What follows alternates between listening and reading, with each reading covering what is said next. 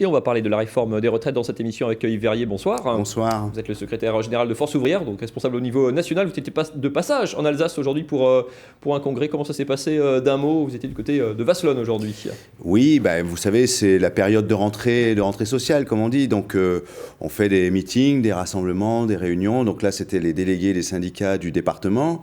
Et c'était l'occasion d'échanger avec eux, d'écouter les situations diverses dans les secteurs de la fonction publique comme dans le secteur privé. Et puis moi, de faire connaître aux uns et aux autres ce que sont les réflexions de la Confédération au plan national sur la plupart des dossiers. Là encore, les services publics, les questions de pouvoir d'achat, les questions de politique industrielle, les questions environnementales, climatiques. On en parlera et dans un puis instant, le dossier des retraites. On y arrive évidemment, c'est le gros dossier de la rentrée. Ça fait pourtant 1 an et demi que le gouvernement, avec la mission de Levoix, essaye de déminer entre guillemets le sujet. C'est un sujet qui, dans l'absolu, concerne tout le monde en France, et on a pourtant l'impression que ça a entre guillemets du mal à imprimer, y compris au niveau des syndicats, ça paraît toujours loin, la retraite. Est-ce que c'est un sujet sur lequel il est plus difficile de mobiliser aujourd'hui ? C'est un sujet majeur, effectivement, une responsabilité importante pour les organisations syndicales parce qu'on parle effectivement des retraites de nos enfants, de nos petits-enfants. Et donc, moi, je ne veux pas que FO, ma confédération, ne soit pas à la hauteur de l'enjeu. C'est vrai que le gouvernement semble vouloir déminer, ce qui me laisse à penser que depuis des semaines, vous le dites, on a déjà eu un cycle de concertation, y compris citoyenne, depuis plus d'1 an, mené par le haut-commissaire, M. Jean-Paul Delevoye, et le gouvernement a été obligé à plusieurs reprises de reculer son agenda. À nouveau, il relance une concertation. Donc je veux croire que ce que nous expliquons, les raisons pour lesquelles nous disons que ce régime unique, je l'appelle régime unique par points, est dangereux, et pour simplifier, parce que demain, toutes les clés seront entre les mains des gouvernements. Et on voit bien que la logique sera plus celle d'une gestion à l'économie, une gestion budgétaire, qu'une gestion en termes de droit des salariés à la retraite. Et on l'a bien compris, que ce soit le haut-commissaire, le Premier ministre ou le président de la République, tous nous ont dit, à l'arrivée, il faudra travailler plus longtemps. Eh bien, nous disons que 62 ans, c'est déjà trop, et beaucoup attendent avec impatience le moment de pouvoir enfin partir à la retraite. Et il y a d'autres solutions. Comment faire alors, justement ? Alors voilà, le problème, on nous dit... Parce qu'eux vous expliquent que c'est une question de pyramide des âges, et oui. Grosso modo, c'est une réalité, elle est devant vous, et on n'a pas le choix. Oui, alors c'est vrai qu'on vit plus longtemps aujourd'hui. Mais pourquoi vit-on plus longtemps ? D'abord parce qu'on a un système de sécurité sociale qui fait qu'on peut se soigner toutes et tous à égalité, dans les meilleures conditions. Et puis, on a un système de retraite qui permet d'éviter d'avoir à s'épuiser jusqu'au bout au travail. C'est pour ça aussi qu'on vit plus longtemps. La Cour des comptes vient d'ailleurs de le souligner sur la question des départs anticipés pour longue carrière et leur effet, ces départs anticipés, sur l'allongement de l'espérance de vie. Et donc, il y a effectivement cette problématique, mais l'autre problématique, c'est celle de l'emploi. Aujourd'hui, le Premier ministre lui-même nous dit « nous n'en avons pas fini avec le chômage de masse et la précarité ». Et c'est ça qui rend difficile l'équilibre financier des systèmes de retraite, parce que tous les salariés n'ont pas, dès l'entrée dans la vie active, un véritable emploi avec un contrat stable à durée indéterminée, un contrat à temps plein, jusqu'au moment du départ en retraite. Un salarié sur 2 aujourd'hui, quand il liquide sa retraite, n'est plus en emploi. Les femmes sont plus pénalisées parce qu'elles subissent plus souvent les carrières interrompues, les difficultés d'entrée dans l'emploi, le temps partiel subi, les petites rémunérations. Donc effectivement, une fois arrivé à la retraite, les droits sont le produit de ce qu'a été votre carrière. Et c'est là-dessus qu'il faut agir. Si les carrières étaient meilleures, les cotisations seraient meilleures et le régime serait tenable ? Exactement. Et que l'équation, elle fonctionne selon vous ? Eh bien, elle devrait pouvoir fonctionner. En tout cas, elle mérite d'être analysée avant de remettre en cause le système de retraite lui-même, qui n'est pas responsable de cette situation. On oublie que c'est le ministre Darmanin des Comptes publics qui nous dit qu'il y a 140 milliards d'euros chaque année d'aides publiques aux entreprises. Ces aides sont faites en termes d'allègement de cotisations, de crédit d'impôt.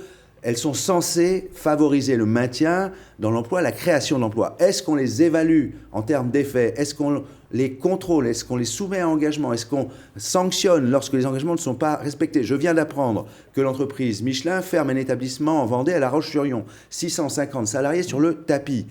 Est-ce qu'on demande à l'entreprise des comptes sur les aides qu'elle a perçues et les conséquences aujourd'hui sur l'emploi ? Cette année, elle a 2 fois l'aide du CICE, à la fois en termes de crédit d'impôt et à la fois en termes d'allègement de cotisation. Moi, je pense que c'est tout cela qu'il faut regarder. Comment on garantit un véritable emploi à tout le monde, à tout un chacun.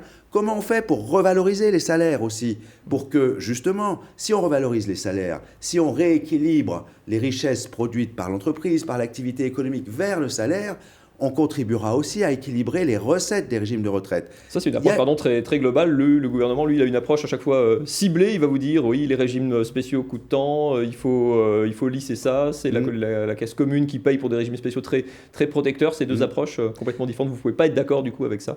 Écoutez, le problème, si vous voulez, c'est qu'on nous dit les régimes spéciaux. Il faut bien comprendre qu'aujourd'hui, le système actuel, c'est 42 régimes. Mais en réalité, si vous prenez le régime de base de la sécurité sociale, celui des salariés du secteur privé en général, avec leur régime complémentaire. Si vous y ajoutez les deux régimes des fonctionnaires, celui des fonctionnaires de l'État, celui des fonctionnaires des collectivités territoriales, vous couvrez plus de 80% de la population active. Et c'est ça qui va disparaître. Et avec ça, ce qui va disparaître, c'est aussi le mode de calcul. Aujourd'hui, on calcule la retraite sur les 25 meilleures années dans le secteur privé. Demain, il faudra constituer votre capital de points tout au long de votre vie active, dès l'entrée dans la vie active, malgré les difficultés d'entrer dans la vie active, pour les jeunes en particulier, qui sont confrontés à des CDD très courts, malgré des périodes de temps partiel imposées, parce que vous n'avez pas d'autre boulot qu'un boulot à temps partiel, et il vous faudra, durant toutes ces périodes difficiles, de petits salaires au départ, vous acheter, vous constituer ce capital de points.